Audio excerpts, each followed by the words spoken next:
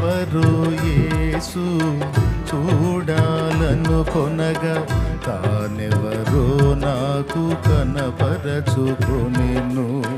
కంటిని ఆ ప్రభుని సిలువ దర్శనము తెరువబడిన కన్నులతో. ఎవరు నా కొరకు ఇంత త్యాగం చేయుట ఎన్నడూ నే చూడలేదు.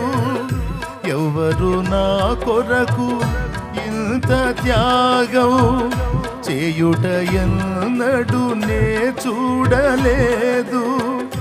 అంకితమైతిని ఆ ప్రేమమూర్తికి,